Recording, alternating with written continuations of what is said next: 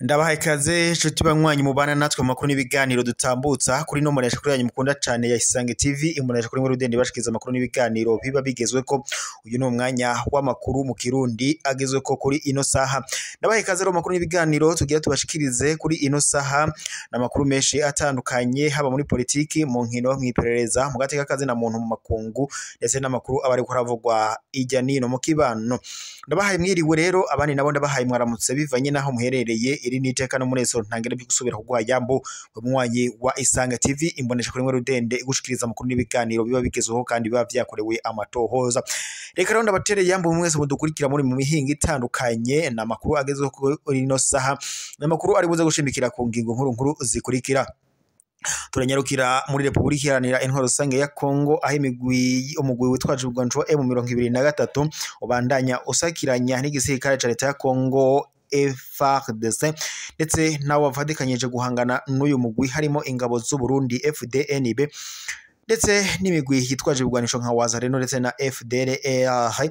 Uyu migwi wa FDLR ndetse unavugwamo abasize bagize uruhara muri genocide yakorewe abatutsi mu Rwanda muri Mata 1994.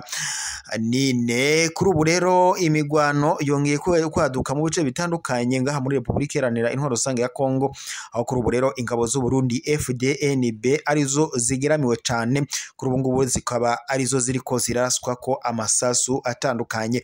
Nimugiye kandi umugwi witwaje ibigwanisho wa Wazalendo wari umaze iminsi utumvikana neza n'igisirikare ca leta y'u Burundi FDNB. Umugwi wa Wazalendo ukagiriza igisirikare c'u Burundi Kongo ngo ukibuza ngo kuja ngo kwirabira cyangwa se kugaba ibitero mu mihingo itandukanye. Ibi rero bikaba ari bimwe mu byagirije uyu mugwi wa Wazalendo wagiriza igisirikare c'u Burundi. Kuri ubu rero abasirikare batari bakeyi mu ngabo z'u Burundi bakaba bamaze kuhasiga agatwe.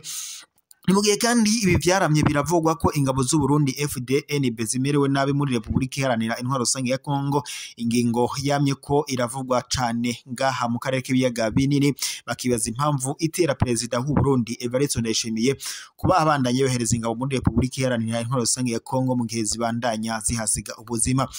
Amakuru duhawe n'amasoko yacu rero nuko kuri ubu ngubu ingabo z'u Burundi ziriko zirahunga zishaka kujabuka ngo zisubire mu gihugu cabo c'u Burundi, gusa avuga ko zimwe muri zo zafashwe matekwa n'igisirikare c'umugwi witwaje ibigwanisho wa M23, abandi batari bake nabo bakaba bamaze kwasiga ubuzima. Ni mu gihe perezida w'u Burundi Evariste Ndayishimiye abandanya mu kohereza ingabo muri Republika Iharanira Intwaro Rusange ya Kongo, ibintu bibandanya bishavuza izi ngabo za leta y'u Burundi FDNB zikavuga ko ngo ibizi bikora mu rwego ngo kuko zategetswe cyangwa se kwitegeko ry'umukuru w'igihugu Evariste Ndayishimiye ndetse n'urongoye igisirikare mu Burundi ariwe Prime Niyongabo. Ibi kandi birashavuza cyane ingabo z'u Burundi FDNB ziri muri Republika Iharanira Intwaro Rusange ya Kongo, aho ndetse zinavuga ko ngo mu gihe hari umwe mu basirikare cyangwa se abaguye ku rugamba mu ngabo z'u Burundi FDNB ngiyo babibwiye leta y'u Burundi ikivuga ko ngo atamusirikare w'u Burundi ari muri Republika Iharanira Intwaro Rusange ya Kongo, abo ngabo boba ari abo mu migwi yitwaje ibigwanisho ngo y'ibiroberi cyangwa se abasirikare bo mu mahanga. Iyi ngingo ndetse n'ingendo n'inyifato by'umukuru w'igihugu ku gisirikare c'u Burundi FDNB irashavuje abanyagihugu b'u Burundi na cane cane abanyapolitiki batavuga rumwe n'ubutegetsi bwa leta y'u Burundi irongowe na perezida Evariste Ndayishimiye, na cane cane rero abanyagihugu bakidoga ko n'abasirikare b'u Burundi ngo bagwenga muri Republika Iharanira Intwaro Rusange ya Kongo badashinguranwa iteka ngo nkuko bitegerezwa ku musirikare. Ibi kandi biruko mu gihe muri iyo migwano n'ubundi yariko iraba nyene hoba hari ngo abasirikare babiri bo mu ngabo z'u Burundi FDNB ngo bahungiye mu gihugu kibanyi c'u Rwanda. Kuri ubu rero bakaba baciye ngo bahasiga agatwe. Amakuru duhawe n'amasoko yacu rero niko abandanya adushikiriza ayo makuru, ndetse bikanavuga ko kuri ubu ngubu bo bakiri ku butaka bwo ngaho nyene bagandaguriwe.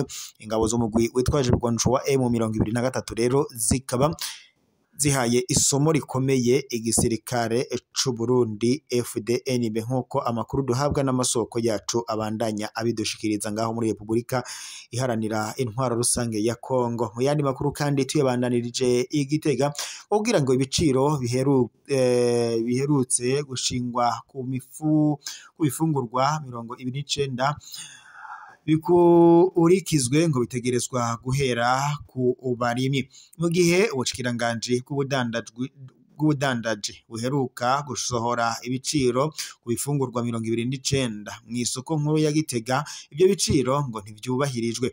Nk'akarorero, amavuta y'ikigazi igiciro cashinzwe ngo kiri kw'iritiro ni amafaranga atarenga 5,000 by'amafaranga y'amarundi, mu gihe igiciro cyo ku isoko kiri ku mafaranga ari hagati y'10 ndetse na 11 mu mafaranga y'amarundi.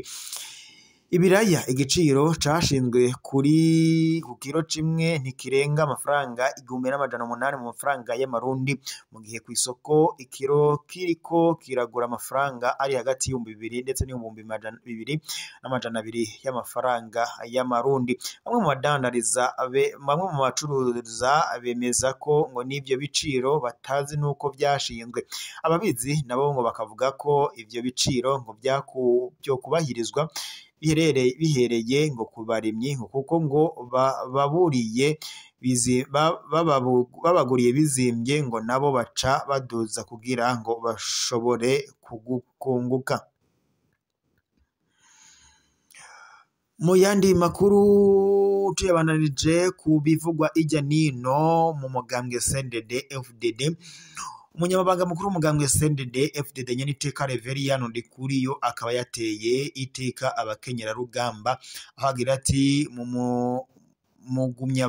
mukenyerarugamba wese utegerezwa gutegura umwana azokwinjira igisirikare ngo kugira igihugu kizoronke abazokigwanira ngo kuko igihugu kiragwanirwa ngo ntigitangwa.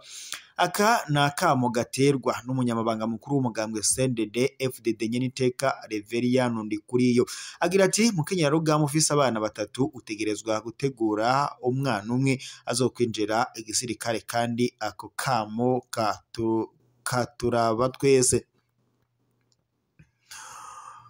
Mu yandi makuru n'ubundi tuyabanarije kubiriko biravugwa ngaha mu Burundi, umudandaza mutangakori wese ngo ategerezwa gutanga inyemeza abuguzi ku kintu ngo agurishije cose, kandi ngo n'umwene gihugu iyo aguze ikintu gusaba inyemezabuguzi ngo ni uburenganzira bwiwe. Ivyo byashikirijwe na Nsavyimana Masimilien ajejwe gutoza amatagisi mato mato mu gihugu hagati mu kigo OBR. Akaba rero yabishikirije ku kiyago co gusigurira abadandaza bo mu ntara ya Gitega bijanye no n'amategeko agenga umutangakori n'ingene amakori atangwa mu ntumbero yo kugabanya imyidogo y'abadandaza bamwe badatahura ibijanye n'itangwa ry'amakori. Muri ico kiyago gisanzwe cari citabiriwe na buramatari w'intara ya Gitega Vena Manirambona, yahamagariye abo badandaza gukurikirana neza inyigisho n'insiguro bahabwa, ndetse ngo n'ivyo badatomorewe neza ngo babibaze. Akaba kandi ico kigo OBR ngo kuba baremeye kuza gusigurira abo badandaza ibijanye n'itangwa ry'amakori.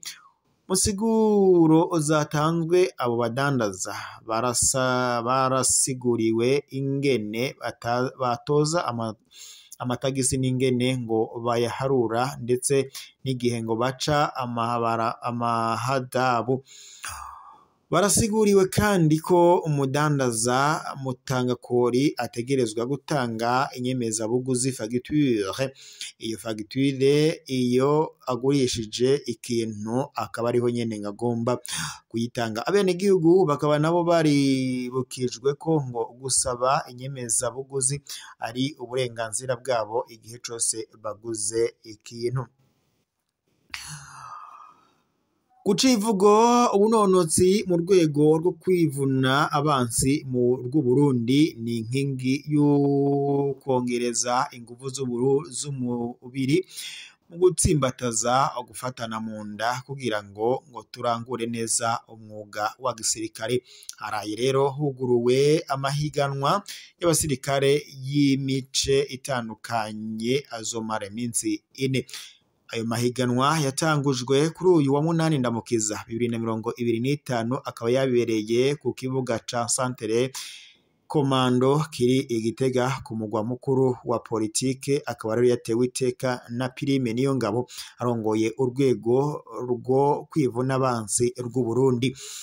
Ayo nayo akaba ngo yari agizwe no kwiruka kuva ku metero 100 gushika ku metero 1500 ku bakobwa n'abagabo hamwe ndetse no kuva ku metero 5000 gushika ku birometero 21 ku bagabo hamwe no gutera umunana be no gutera ingasiro. Ijambo yashikirije yugurura ibyo bikorwa, Prime Niyongabo yamenyesheje ko ico civugo kigaragaza umwitwarariko ngo wo gushimikira ku myimenyerezo yo kwinonora imitsi ngo ku buryo ntasubirizwa mu kubaka igisirikare kigizwe n'intwara miheto zikomeye kandi ngo zinonotse zirangwa n'umutima w'ubutwari, ubuhizi mu murimo zijejwe na cane ku rugamba. Yongeye kandi avuga ko ku mwaka ibiro bikuru vya gisirikare bitanga intumbero nyamukuru inyigisho n'imyimenyerezo.